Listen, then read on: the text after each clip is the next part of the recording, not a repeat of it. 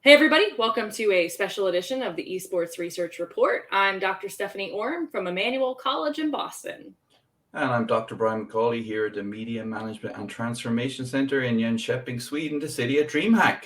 And today's panel, or not today's, but from our conference in winter, which was online, hosted by the University of Paris on health and well-being. We are doing the panel, The Physical Injuries in Esports, which is hosted or moderated by, who is now a board member, Dr. Seth E from Slippery Rock University in America. And on the panel, we have a former podcast guest, Dr. Lindsey Migliore, or GamerDoc, who is now the wellness and performance consultant for Evil Geniuses. And we also have Dr. Caitlin McGee, who is the co-owner of Performance and Esports Medicine Director at 1HP and the co-founder of the Esports Health and Performance Institute. And finally, we have Jake Lyon, coach of the Team Houston Outlaws, and they are going to talk about all things physical injuries in esports. So we hope you enjoy this panel.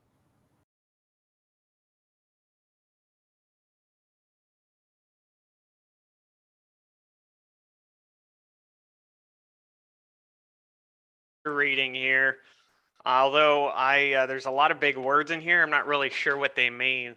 Might need to ask a few of my panelists the meaning of some of those. The Esports Research Network Physical Health in Esports Expert Panel. Really looking forward to speaking to this very knowledgeable, experienced panel. I'll let them introduce themselves in a second here. My name is Dr. Seth E. I teach in the Department of Exercise and Rehabilitative Sciences at Slippery Rock University of Pennsylvania in the USA. I'm the Esports Club Advisor at SRU.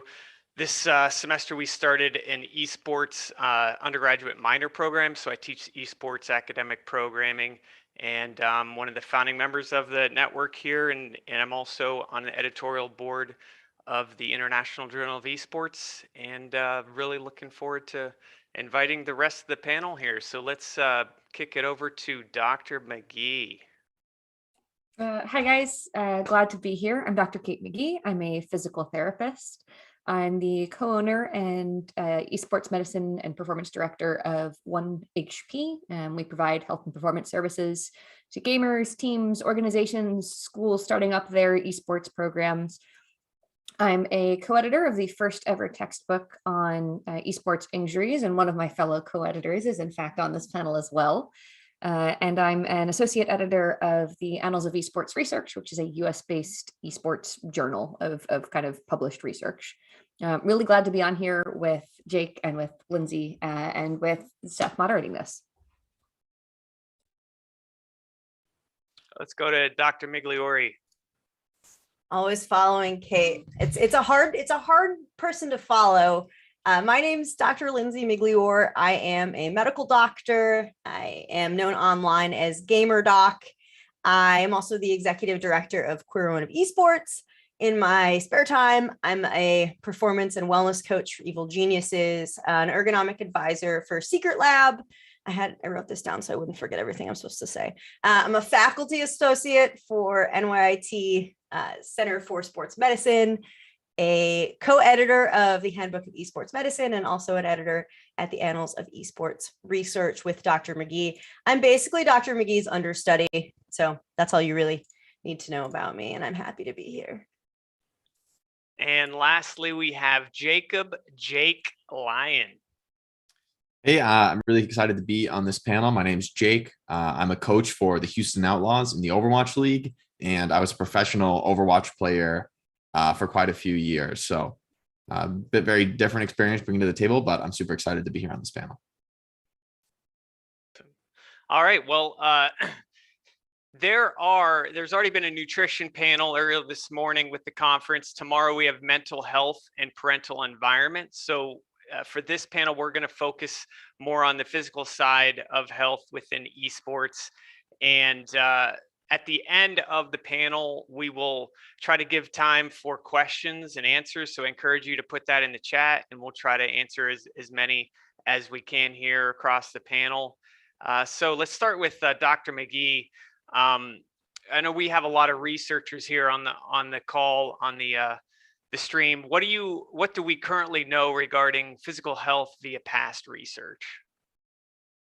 Sure. So the downside here is that we don't have a terribly large amount of esports specific research. So I'm going to kind of hit on two things that we have, identified so far.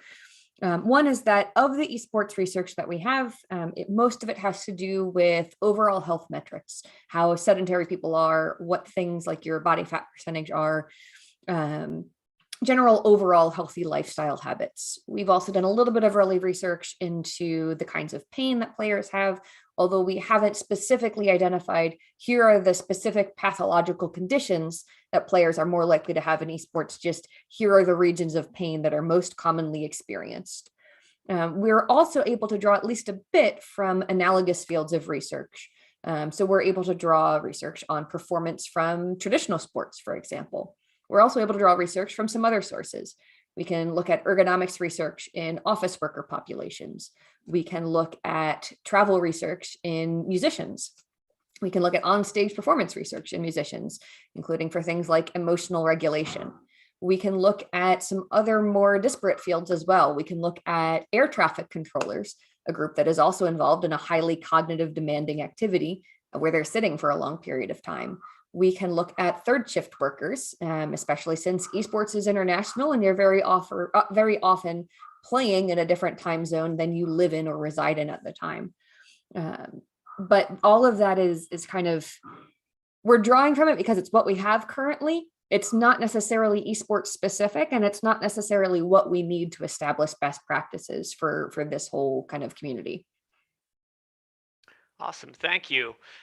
So after mispronouncing your name on the first time, because I'm used to saying GamerDoc, we'll move over to Dr. Migliore. So that was, what do we currently know? What research needs to be performed regarding player physical health? I didn't even notice you mispronouncing my name, so I'm glad you brought it up so I can have that in my mind now. So like Dr. McGee said, we're extrapolating studies from existing populations. And I come from traditional sports. And in traditional sports, we use things like ankle braces, right? In basketball. Well, why? How did that exist? How did that come about? Every year, thousands and thousands of people, basketball players, jump up in a game, come down, roll their ankle on their buddies or their opponent's foot and sprain their ankles. When they sprain their ankles, they go to the emergency room. They go to their doctors, and the emergency room and their doctors write that information down and report it, and it becomes public knowledge. So every couple of years, we get to see, hey, here are the injuries that happen in basketball. So a long time ago, someone smarter than me said, how can we prevent that? And they said, all right, what are the biomechanics of jumping? What are the biomechanics of basketball? And how does that alter when they get tired? How does that alter when they hit the ground and roll their ankle? And what can we do to stretch, strengthen, and improve those biomechanics, especially when people get fatigued? So they said, all right, well, if someone's already injured their ankle, their ligaments around them are going to be lax. So let's, send them to PT, strengthen the support structures, and let's put them in an ankle brace. And then they said, okay, now let's look at the biomechanics of jumping. Does that change? Does that change the way they land? And are they less likely to be injured? What I just described is like tens of years of work and thousands of papers, right? In esports, we're not even at step one. We don't even know what type of injuries people get. We don't even know the biomechanics of gaming, right? So we know that people have wrist pain. Well, why do they have wrist pain? There's 10 to 15 different causes of wrist pain in an esports athlete. And the last one is carpal tunnel syndrome, right? Like, why are they having wrist pain? We need to know specifics. What are the injuries these people face? What's the difference between PC and console gaming? On those games, is there different injuries by title? And we also need to know the biomechanics of gaming. So for baseball pitchers, on their first pitch, right, they're throw a nice little pitch, follow through, beautiful biomechanics. As they get to pitch 50, 60, 70, they start to get fatigued. And as they do that, the stress and the place where they get power from becomes more internal, right? It's core, it's the shoulder, it's the legs. So if you strengthen the legs and the core of baseball pitchers, then you can throw for longer, you can throw more pitches. for gamers, as we get to hour 2, 3, 4, 5, 6, 7 of training, what's happening to their biomechanics? Are they relying more as you're moving your wrist for the 100,000th time? Are you relying more on your shoulders and cores? So, I mean, I would love to know just like the basic science of what are the injuries? Are they more likely in one title than the other? And then how is normal gaming supposed to be? How does our body interact with normal gaming? So that's, just 10,000 hours of research. Awesome. Thank you. So let's move over to Jake. More toward the practical side, specifically from the player and coach side. What are the challenges of getting player buy-in regarding player health with esports players? Well, I think as my other panelists just mentioned, the most important aspect of it is that we don't have that like bulletproof scientific information. And so if you're going to come to an esports player and say, I think you should do this, you should, sacrifice some of your practice time to do this sort of physical therapy or change your setup in this way, so it's like more ergonomic. We can't really do that right now with like confidence and with the confidence of like scientific validation. And I think without that, for an esports player, we're working very much on our own anecdotes, what works for us, our own experiences, right?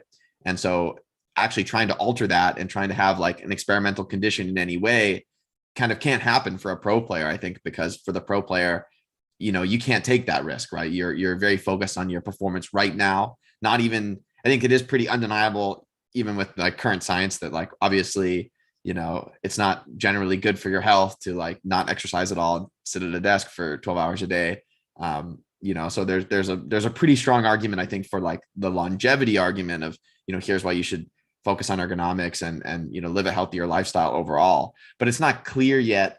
And I think this is the challenge for physical health in esports, or a big one. It's not actually clear that taking those steps benefits your performance in the here and the now.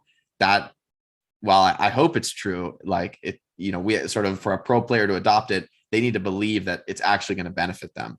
And I think that's really a key challenge as far as getting the research done, but also making sure that it's applicable to esports. And I think as our other panelists just mentioned, it's going to take a really long time to like get through all the steps to actually having an effective prescription. And so in the here and the now, I think it is focused on sort of what's like a minimum threshold, or what are some sort of basic standards we can get that we can be confident in. So that leads right into the next question. And this is for either Dr. McGee or Migliore. What currently is recommended regarding ergonomics in preventing esports injuries? I'm sure that this is a question that you've answered probably a lot before. So I want to sort of get this one out of the way, and then we'll move into some other stuff, but I think it's an important one. For sure. So it's kind of one of the biggest questions we get, really. It's how do we set up this, whole situation to be best possible for players, let them play the longest, let them play the best, let them not have pain. And there's a couple principles that we can definitely apply almost universally. Now, a lot more of our kind of basis of knowledge is designed around PC, keyboard and mouse use than it is around console use, but the same biomechanics principles seem to apply so far. So for example, we want to start with things in a generally neutral position, right? That means you don't want your resting position of your wrist to be tilted way far out to the side in either direction. That limits your range of motion. It results in compression and stretching that's unnecessary. Instead, if you're starting from a neutral position, you have more room to move in the first place, and your muscles are kind of at a more advantageous position in general. When we talk about advantages for muscles, we're talking about what's the easiest possible way for them to do the thing that you want to do. Because the easier it is for your muscles to do that thing, the less strain, the less work, the less load you're building up over time, which means less likelihood of injury, generally speaking. We also know at least a little bit about how far we want the monitors to be away from a person, about the length of your arm plus your hand. We know at least a little bit about the height of the monitors relative to your head. Top of it should be about level, so that's somewhere between your eyebrows and the crown of your head. We know that you want more support proximally, because that enables you to have more mobility distally. Proximal means closer to your center of mass. So things like your trunk, your shoulders should be stable and supported. And for gaming, that also means that probably your forearms and elbows should be supported, because the more stable and supported you are here, the easier it is to do lots of really quick, precise movements here. Those are just general mechanical principles we can apply, though. The specifics of esports, the specifics to each title, of different types of mice, of different types of controllers, of different sizes of controllers, are going to vary very much from title to title and peripheral to peripheral. And that's some of the research that we really need to do. The other big one that we get when it comes to ergonomics is, what about your chair? Which is, we think of as the be all end all, because, well, I'm sitting in it for a very long period of time. Doesn't make a huge dramatic difference if I have a good chair versus a lousy one. And the answer is, it depends, which is a very medical answer to give. It depends on what other things you're doing outside of your time spent in a chair. So yes, we want your chair to support you. Yes, we want to make sure that you've got good trunk support. You're using your backrest. Your legs are supported. You're not angled with your knees up way high or way down low, because both of those things put different kinds of strain on your back.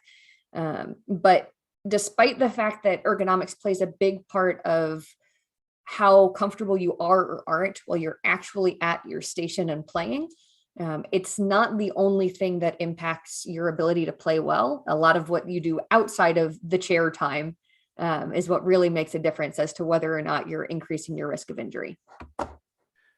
So Jake, based upon what Dr. McGee just said, I want you to take us through a little bit of what might you specifically tell a player, or have you seen other players not follow some of those recommended ergonomics because their performance is improved, specifically for maybe leaning forward or not having their feet on the floor, or do you think that having them try to change their ergonomics is then going to have a decrease in performance? Where does that all play out from a coaching perspective? So in my experience, at least in Overwatch, it's not like a really bad issue. I know, like just from common knowledge about, like, for instance, Counter-Strike is like a game where I think it's really bad, where a lot of pros like sit with the monitor maybe about a hand's distance from their face, something like that, like fully, leaned all the way in, because in that game, like, that can actually help you, like that you can just see the first pixel or something, and it's just that whatever milliseconds that buys you are just valuable and can make the difference. And so in a game like that, it's like, I mean, I agree with you guys, like it is ergonomic, but like that actually might be the case, that it gives you an advantage to not because like the light traveling to your eyes, but just seeing at that incredible distance, like the first tiny little pixel makes a difference. And I think that's just an inherent challenge. It's like the game is incentivizing you to do something that is probably not good for your health.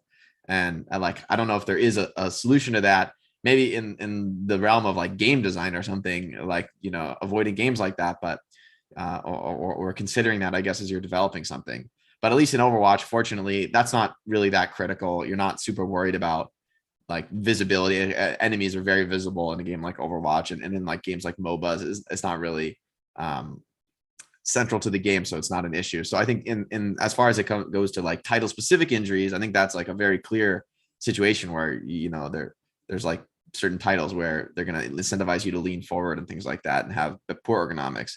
As far as getting a player to change, I think the key is that the player has to believe that this is like, I think people will do things to benefit their longevity and avoid injuries if they have zero cost to their performance. If the cost is like marginal to their performance and the gain to their longevity is like massive, I think they will not do it. Like 99%, they will not do it. Even if like it's a really outsized value judgment where, like, let's say in a hypothetical scenario, you make some adjustments, you're going to be a 1% worse player and your career is going to be twice as long, literally double, 100% longer career, 1% performance decrease right now. A lot of players would like look at those options, even if they could sort of see that ahead of time, and they would choose no.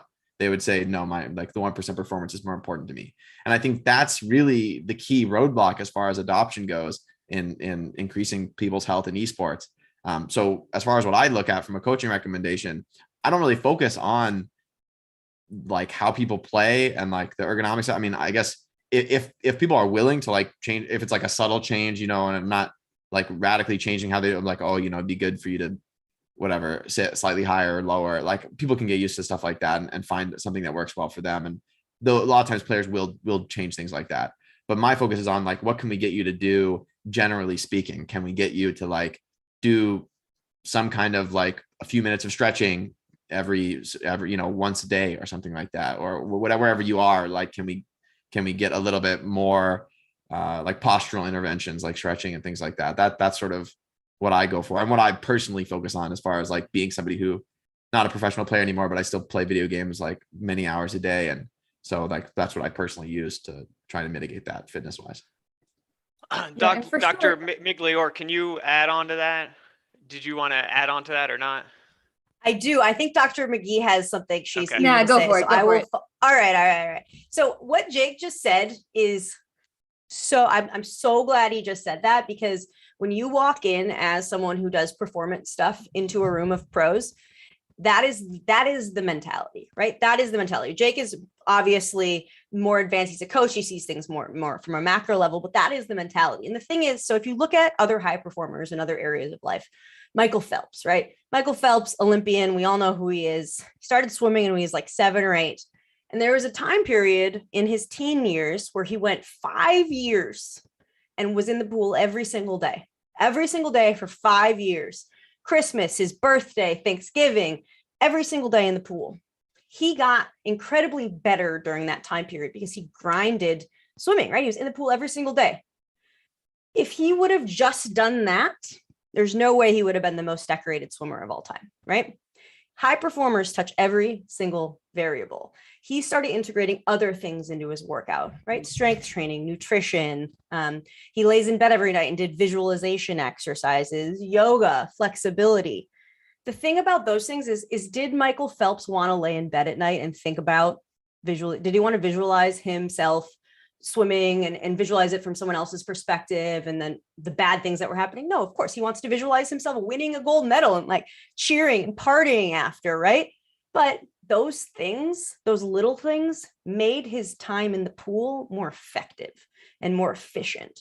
And that's what performance medicine is. That's what performance is. It's about taking that time that you're in the pool or playing games and making you better, right? Making your reaction time quicker, making it easier for you to learn new skills, because pros spend most of their lives grinding by themselves or with a small group of people, figuring out how to do things their way. And that's what made them good, right? That's what made them really good. But once you reach the pro level, it's not just about being good, it's about being great and staying great. And that takes input, right? It takes touching all of the variables, the things that will make you just slightly better, give you a slight competitive edge that doesn't have a performance declination at all, right? So if you sleep less than 7 hours a day, we know that if you're sleep deprived for 5 days in a row, we know your basketball free throw accuracy is going to severely decline. We know it's harder for you to gain new skills. So if you're sleep deprived, trying to learn a new patch in a game, you're not going to be as efficient as you would if you weren't sleep deprived, right? So what I do is make small changes to a person's lifestyle that doesn't affect their gameplay. It doesn't affect their performance, but will build up to make them better and make them great. So that's my 2 cents. Dr. McGee? Yeah, for sure. So one of the definite hurdles that we've run into when we go into work with players is exactly what Jake and Dr. Migliore have described. It's, kind of the sense of I earned where I am. I got here by doing things this way and it works. Why are you telling me I should do things differently? And so it's really, really important when you're going in to work with players that the first thing you do is you spend a lot of time listening and understanding, why does someone do this the way that they're doing it? We can look on this on 2 levels, right? If you have a tight muscle in your forearm, that muscle didn't get tight for no reason. That muscle got tight because you were using it. It was working. It's supposed to get tight. That's its job. If we want it to not be tight, there are things we can do about that. If we want it to be less tight, there are things we can do about that. But it got tight for a reason. And people do things with their whole body for a reason. When players sit super duper close to the screen, they do that because it improves their performance. They perceive things more quickly, more accurately. They can probably explain to you exactly why or how. When Counter-Strike pros play with their keyboard turned entirely sideways, bane of my existence, there's a reason they do it. they've adjusted to playing that way. They're adapted to playing that way. And so one of the really key things that we as performance professionals have to do is understand, why are you doing this thing? And is this thing working? Because ergonomics and posture are not a precise, must be done this way and only this way. Ergonomics and posture are a series of compromises. It's about not letting perfect become the enemy of good, because sure, I'd love everybody to spend, half an hour a day exercising, and 3 days a week that's aerobic, and 2 days a week it involves strength and conditioning. And when they are in their chairs, they're getting up every half an hour. But Lord knows I don't even do that. And I'm a doctor. So as a series of compromises, working with your players, recognizing, okay, so leaning forward and getting that close to the screen is in fact helpful for your performance. Okay, what things can we do to mitigate the risk to your eyes? Can we use a special kind of glasses? Can we use a filter on the screen? And then how do we work around that with your ergonomics? Can we keep your arms supported on your desk instead of on your armrests? Can we make sure that things are set up in a certain way that you're not building up more strain? And we never, ever make those changes in the week before a tournament. The absolute worst time to make changes is when you should be focusing on your in-game performance, which is why it's really key that, we work with players kind of more consistently, because then they're not focusing on, in the tournament, worrying about, is my wrist at neutral or is it tilted out towards my pinky right now? Instead, they're focused on, okay, I need to make sure he doesn't peek there. And then after the tournament is over, they're able to then take that time and say, okay, I'm going to do my mechanics practice, but I'm going to do it, working on that specific skill or position or posture that they talked to me about, until I don't have that 1% performance deficit, until I can do it and it's comfortable and I'm just as good at it. So it really is about integrating, I think is the best possible word to use, understanding why players do a thing, recognizing how functional that thing is. And if the thing is functional and not causing serious risk to health, or we can, kind of build up their strength and their endurance to be perfectly fine in that position, you don't necessarily have to change it. You just have to make it work. So let's transition to a situation where maybe a player is experiencing pain. So in Joanne Donahue's in colleagues study, it was one of the findings where only 2% of the sample who sought medical attention, after about 3/4 of them reported having pain. And so if a player is experiencing physical pain, where should they go to get medical advice and treatment specific to esports injuries? We'll start there. And then the second sort of side question to that would be, what do you think, what type of medical related team each esports organization should employ, and how might that be structured? So either let's move to Jake or Dr. Migliore wanted to start with that. I would love to hear from Jake first on like what your players do, what you've seen other people do, like what do they do when they have injuries?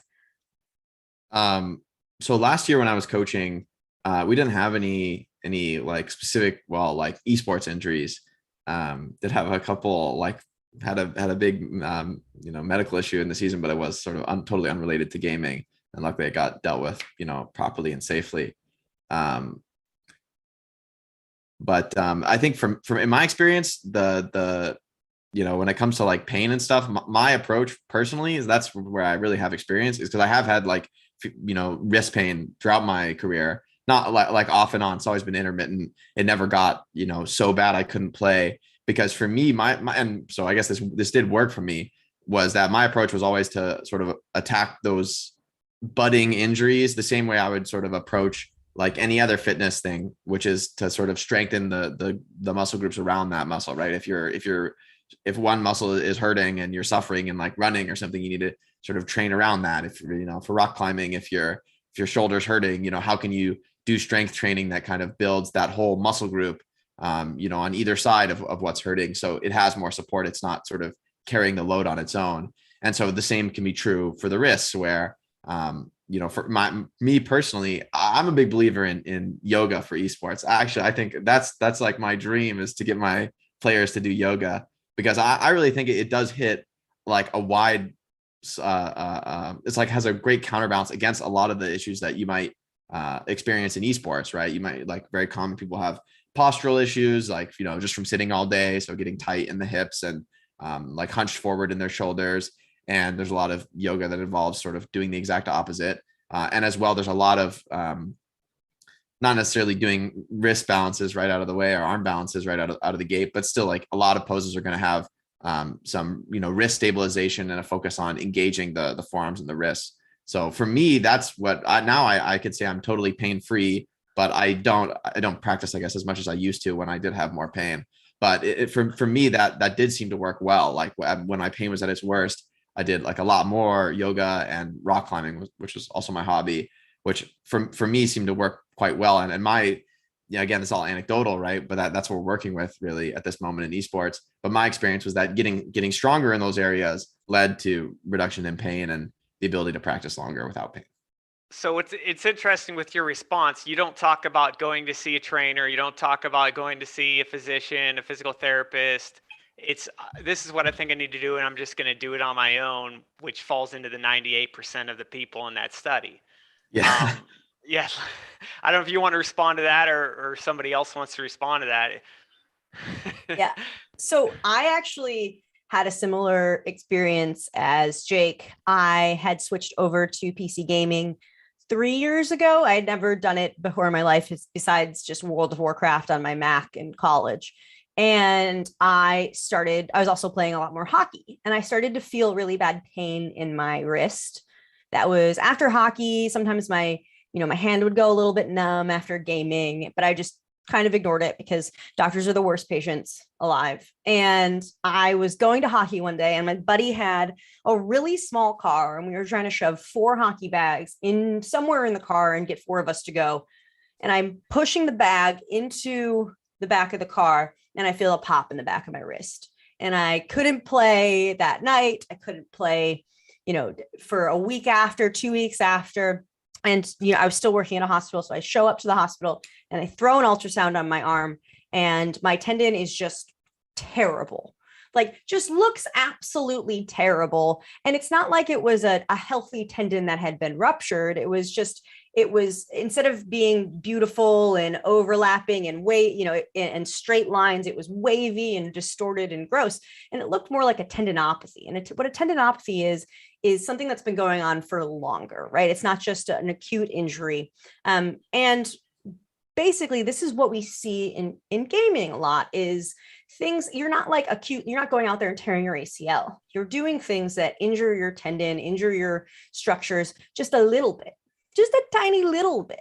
But then it builds up, right? Month after month, year after year, until something happens that overwhelms the strength of that now functionally weakened tendon.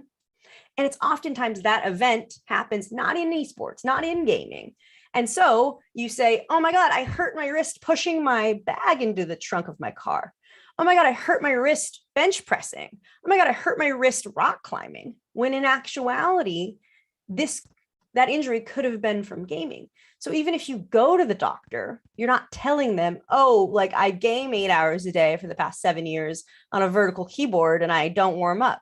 You're saying, I was bench pressing and I felt pain in my wrist. And so you're being treated inappropriately too. So it's a difficulty with recognition of these injuries is that we don't see them coming back onto esports. And when I say that story, people oftentimes are like, oh, that happened to me too, because we all have that time where it's like you were doing something that should have been so easy, but you feel pain and it's because that tendon from gaming is more adapted to gaming and less adapted to throwing a bowling ball or doing a push press or something. So, I mean, that's just fundamentally one of the problems we have to address as well.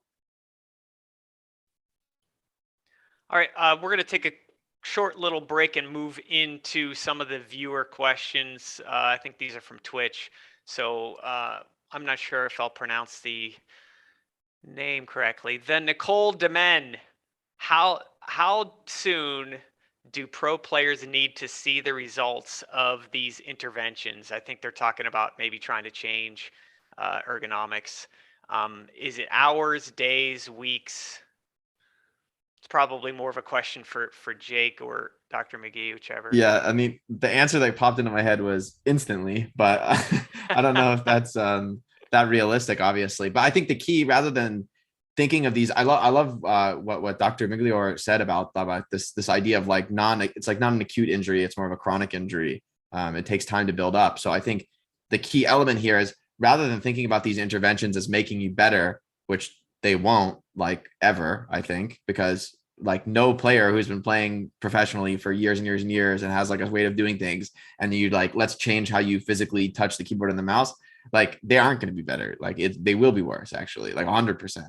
And the key is mitigate that factor, make that 1%, not 10%, make that, you know, as approachable as possible. Or if they're in a really ergonomically terrible position, like the keyboard completely sideways, can we get a couple degrees on that? Can we go a little bit piece by piece? And like Dr. McGee said, can we do that at a time that's strategic for the player? You know, they have a long time to prepare before the next tournament. So it's okay if their performance takes a hit in the short term, and they'll get used to it in the medium term, the long term.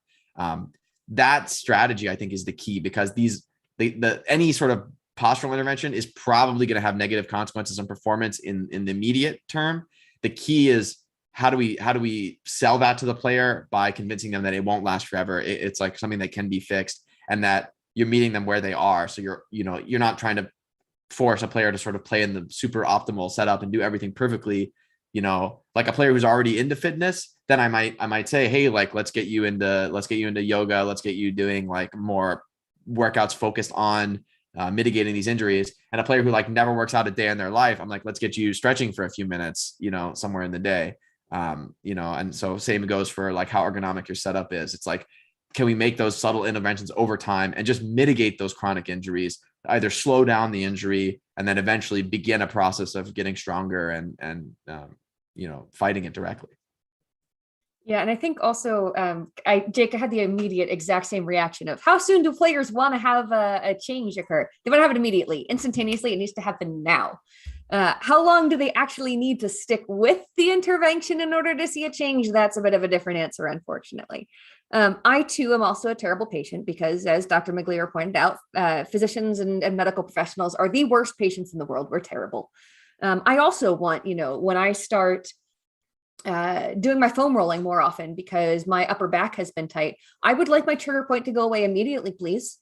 But my trigger point didn't develop overnight. My trigger point developed over weeks or months of a slightly bad posture and a little too much strain and a little too much work on that area that it wasn't quite prepared for.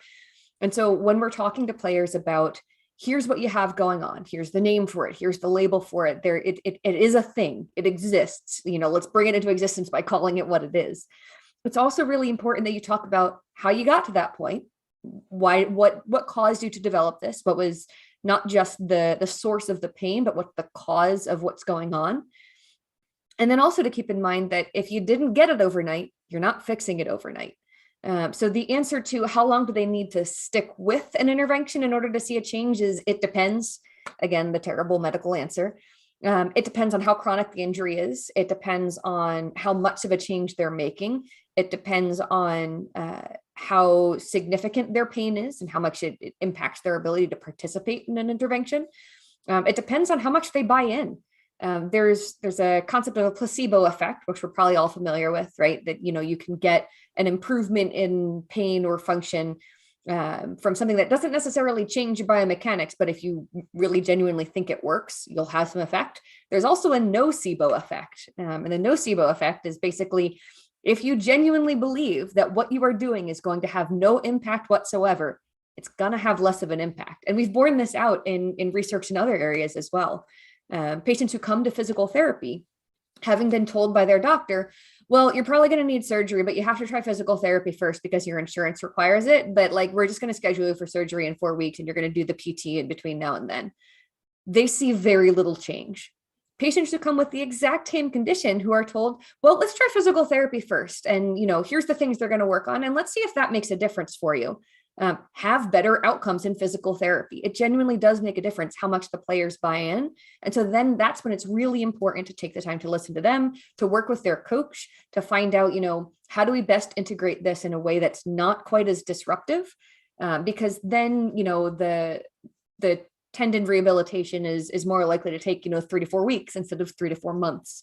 In general, players should see an improvement in pain fairly quickly. Within the time of starting your exercises, you should see a reduction in pain. Let's say within the first 3 or so days, not like a massive everything's resolved, but at least an improvement to some extent. In terms of the amount of time it takes to, fully improve the function, fully heal the kind of tendon, fully improve, the way that the tendon is aligned, like the structures of it are kind of like nicely woven together in that straight line that Dr. Migliore mentioned. That takes longer, but we should start to see improvement soon enough that even the most impatient of players and patients can stick with it. I just wanted to follow with one quick point because I know we've spent a lot of time on this question, but for Dr. Jenny, Dr. McGee, Jake, who would you consider, if you're an NBA fan, was one of the best shooters in the NBA? Can I get any input? Larry Bird's one of them. Currently in the NBA. Oh, currently? Anyone? What, Steph Curry? Steph Curry. Yeah. Steph Curry is one of the best 3-point shooters of all time. He actually is only being usurped by his brother right now, Seth Curry, which is not confusing. And dude started playing basketball when he was 6 years old. Steph Curry got to his last year of high school and said, I am too short. I am not growing any taller. I need to raise up my shot. He took his shot from down here to up here. His senior year of high school, he completely changed how he shot a basketball. That's mind-blowing, right? So difficult to do. And he's still one of the best shooters of all time. I mean, Larry Bird, sure. So it is possible to change how you do things. It is possible to change the way you approach a keyboard, especially with the age of these players, right? And it's exactly like everyone said, you got to do it in the off season though. And I feel like the off season in esports, we work so hard in the season, we grind so long, we get so burnt out that as soon as it's over and it's off season, we're like, well, I'm going to go do nothing for a month. Right. The off season is so underutilized in competitive video gaming. And that's the time to make the changes. That's the time to work on those things. So Steph Curry. Let's move into another question from The Thrill.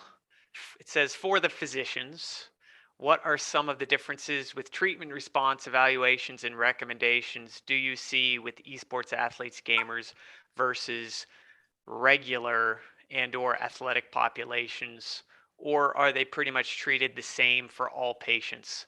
So I'm guessing the patient presents with similar types of injuries. How much might the response evaluate and recommendations be for an esports player versus other populations? It is once again an it depends kind of answer, but this time it depends not just on the patient. It depends in part on the professional who's treating them too. One of the hurdles that players have run into so far is working with medical professionals who don't necessarily have an understanding of gaming, let alone of esports, and therefore don't make appropriate recommendations that fit what someone is doing. That's less of a you need to understand gaming perfectly or you must be a gamer in order to treat gamers, and more of it's a reinforcement of the importance for medical professionals that we take the time to listen and fully understand what our patients are dealing with. And that's true across all populations, not just in gaming and in esports. Anecdotally, the biggest differences I've found is that even more so than a lot of the non-gaming and non-esports patients I've worked with, my esports and gaming patients want all of the information, want all of the education, want to know how it works and why it works and what's going on with it, which is awesome for me. I love explaining that kind of thing. And I think generally speaking, when someone knows more about their body and how it works and how it functions, they're going to do better taking care of that body. So I think that's a great thing. I think it's wonderful that players want to have that degree of information available to them. Another question, maybe Jake can take this one. Marquise in Spades writes, considering the reluctancy of players in primary prevention, do you think only secondary prevention is worth investing time, meaning don't fix it until it breaks? Or do you think we can overcome this issue? Well, it seems to me that, based on the nature of esports injuries, fix it when it breaks is kind of like a terrible strategy. It's like sort of the opposite of what we should do, because these aren't acute injuries, right? Like if they were acute injuries and there was this like one big moment where you flick too hard to the right and throw out your shoulder or something, I don't think that happens in esports.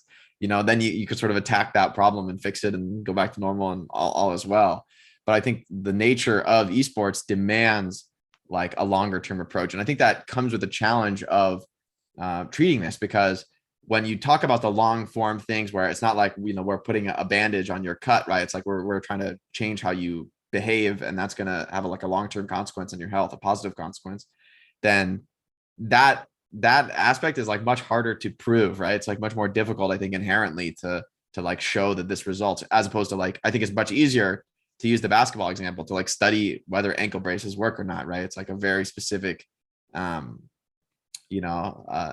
very specific experimental condition when it comes to studying it, and you could turn it on and off very easily. But when it comes to esports and pro gaming, I think this comes to the challenge of treatment. Is like a lot of people are going to struggle to analyze those treatments and understand like to what extent they're beneficial and to what extent they're not. So my thought is like you basically can't go for secondary prevention. You have to do primary prevention, and the key is just finding those little steps that we can get players to do, right? And then get their buy-in through that.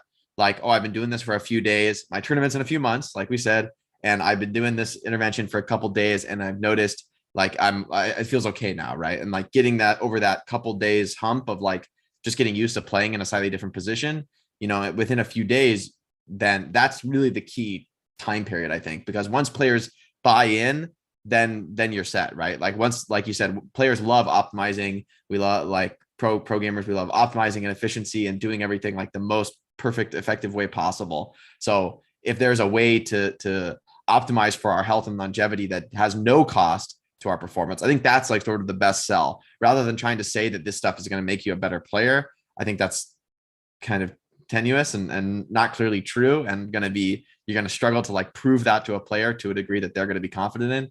But rather arguing that, like, I love the Steph Curry example because it's a great anecdote that shows you can make a huge adaptation in the way you perform an activity, and still like you can successfully adapt to that. Like the reason you're such a good player is not because you play with the keyboard 90 degrees sideways. It's like there's actually a lot of things that make you a good player, and we can make small adjustments that are benefiting your longevity that can just come at zero cost. And I think that's the pitch that could convince players, is not that there's a positive for your performance. I think that's a bit unrealistic, but rather that it can be done at zero cost. So no cost to performance, and you get longevity, then the players will buy in. The key is selling that no cost mentality. Another question. Let's put this one out to Dr. Migliore from the Urban Shep. What are your thoughts or experience on physical issues that come from playing esports on mobile devices, especially when the player base for these titles tends to skew even younger? There was no citation with that last fact, so we cannot verify or deny that last statement. Excellent question. Great question. Mobile gaming and VR gaming continues to grow, and I think it's projected to be the predominant markets in like 5-10 years.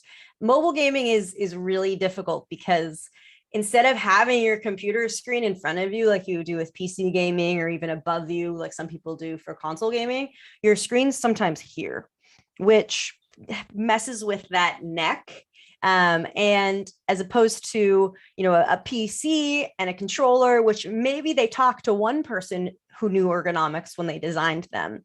Phones weren't meant for gaming, right? And I know a lot of people use controllers and other things to do the mobile gaming, but it's completely different biomechanics and biodynamics. We know almost nothing about mobile gaming and the physical injuries that are associated with it. If Dr. McGee knows any studies that I don't know of, I would love to hear about them. But extrapolating from personal experience, I would assume it is just as bad, if not worse. The screen positioning is really, really difficult. You want what you're looking at to be in front of you. We have a natural curvature to our neck that develops when babies start picking up their heads as kids, right? When we are born, we have a slight curvature this way in our spine because, the fetal position. As babies pick up their neck, the neck develops a curvature in the other direction, and that stays around for all of life. Your muscles develop, your body develops with that curvature. When we look forward like this all day, it straightens that curve, stretches those muscles back there, tightens muscles back here. It can have a lot of long-term side effects if we're not too careful. So mobile gaming, pay attention to ergonomics, follow 1HP on Twitter for more advice. I joke All right, that the ahead. optimal position for mobile gaming for like peripherals. You guys remember like it's one of the oldest like meme pictures on the internet. It's the kids hosting the LAN party in their basement, and there's the one guy who's playing on his PC while he's duct taped to the ceiling. Like, honestly, that position is not terrible to play mobile games in. Your whole body is supported, your arms are relaxed, and the device is directly in front of your face. There are worse positions you could be playing in. But that is one of the big issues we grapple with, right? Like, if you want that proximal stability, that stable base of support, but also it's a little tiny device and you can't rest it down here because then you have to bend way far forward, and holding it up here makes your arms really tired. Absolutely, we need to, figure out a good solution for that. Some kind of stand, some kind of support, changing your position on a regular basis. But yeah, that's definitely one that we've got decent data on the impact of phone size and position generally in terms of, hand and neck strain. But as with most areas of research where there's a whole bunch of research available, the results are quite mixed as to whether or not neck flexion really does result in a significant increase in pain or not. Research goes both ways on that one currently. So we're still kind of uncertain on the exact effects. Mobile gamers need to invest in massage tables. Yes, with the face hole. Perfect. Well, I know there's a few more questions, but I want to move into another pre-prepared question here. Maybe your short responses from each panelist. What is your biggest myth and your most important tip? Something that you consistently tell players over and over again for esports players regarding physical health.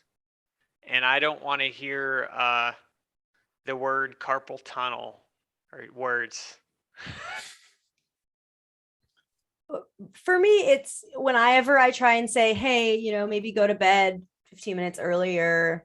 Hey, maybe try and throw a vegetable in through the day. Hey, maybe put 10 minutes of yoga in the morning. People always say, I don't have the time. You do have the time. We all have time to do things. We waste our time watching TikTok videos or on YouTube or in someone's Twitch stream, or we fill our day with time wasters, right? And you wake up in the morning every single day, and this is a Coach Taylor quote, and you have the decision to be good or to be great. And how you fill your time makes that decision, makes that determination. You have time to exercise. You don't need to go to the gym for an hour and a half, right? You can do a 10-minute yoga video in the morning and work on your longevity and your posture and everything.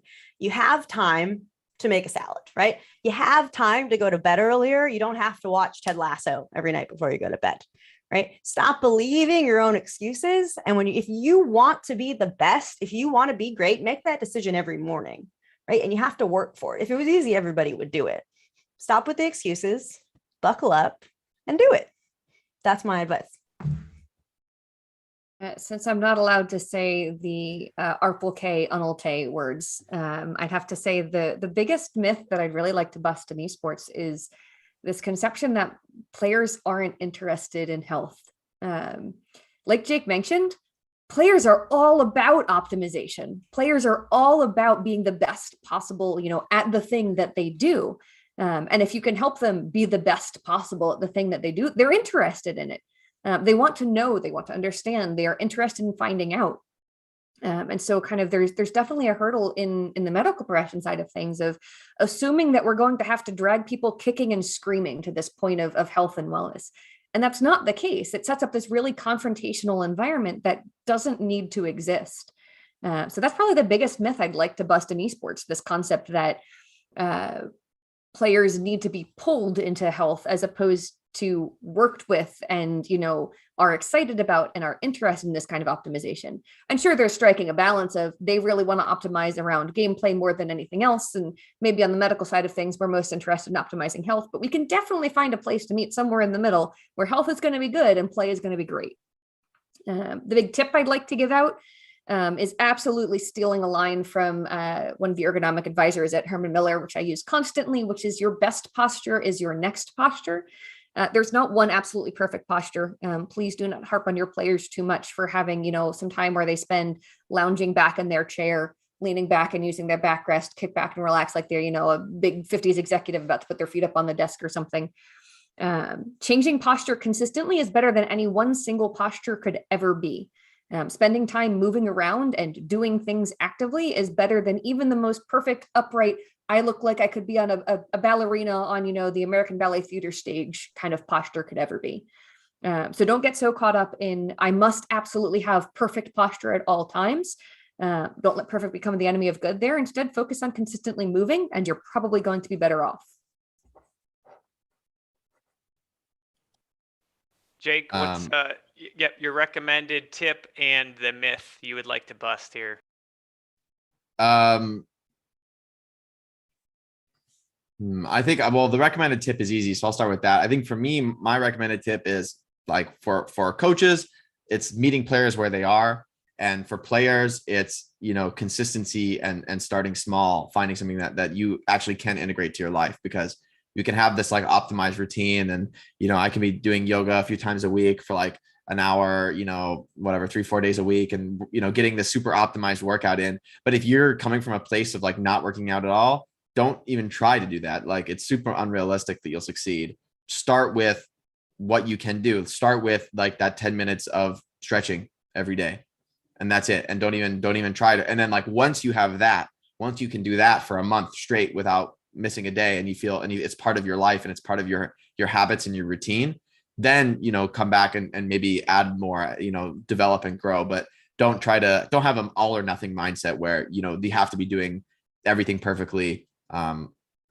Or it's not worth it, right? Like, every intervention counts, and probably the first interventions, the small ones, are probably sort of the most bang for your buck, coming from a place of doing nothing. And then, as far as myths go, I think you guys the other panelists covered it really well, which is that, players do care, they do want to be better, but they just have to believe that they have to sort of buy into the value proposition that you're selling when it comes to, health interventions, avoiding injuries. If you don't understand their value system and like what they're prioritizing, you'll never convince them to make changes. So, the way that you make those pitches is not the same the way that you make those to a traditional athlete who is already on board with the idea of, avoiding acute injuries through strength training. If there's no acute injury risk in esports, which we can say pretty reasonably that it's like almost all a chronic injury risk, we have to think about convincing players differently, that we have to come to them with a different story to tell in order to like get their buy-in and get them invested and get them to actually do something, get them to build those consistent habits. So we have just a couple minutes left. This could be for any of you. What advice would you give someone who wants to enter the field of esports medicine? And what do you envision for the future of esports medicine? Do you think it should maybe integrated into medical schools, have separate certificates on esports medicine? What do y'all think? I envision esports medicine being part of a curriculum the same way that sports medicine might be part of a curriculum. It's not necessarily as though you don't go and get a degree just in sports medicine. You get a degree in medicine, and maybe you take some specialized coursework either in your academic program or afterwards in continuing education to kind of specialize in that area.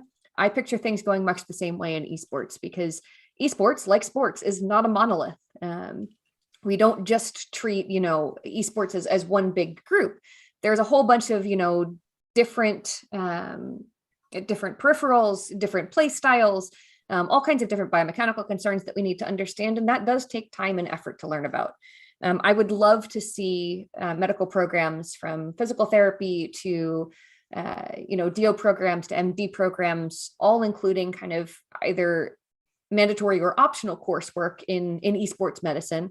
Again, as we continue to develop the research to support such a curriculum, that would then result in a whole bunch of medical professionals who are in a better position to treat these players and not just say, put a brace on it or go get surgery. That is one of the things that we're actually working on, small tooting of horn here at 1HP.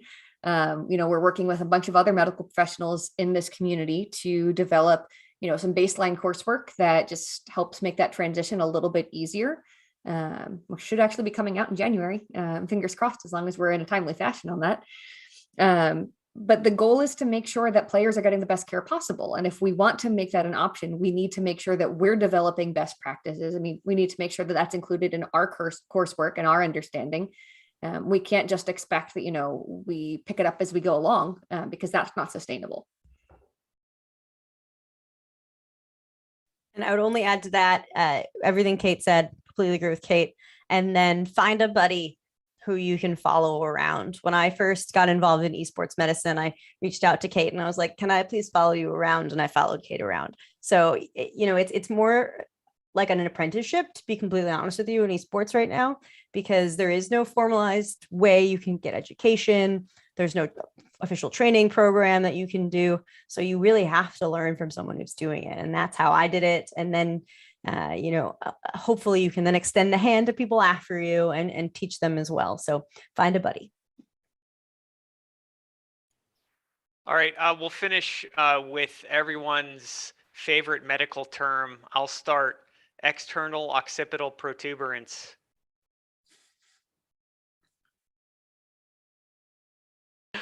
Dr. McGee, go ahead. Favorite one would have to be the sternocleidomastoid, because it tells you exactly where it originates, where it inserts, and it's innervated by the nerve to the sternocleidomastoid. Easiest one to remember. Dr. Migliore, you're up. What was the question? I all I heard was external occipital protuberance. Your favorite physical health medical term. Oh no. Cervical spine. All right, Jake.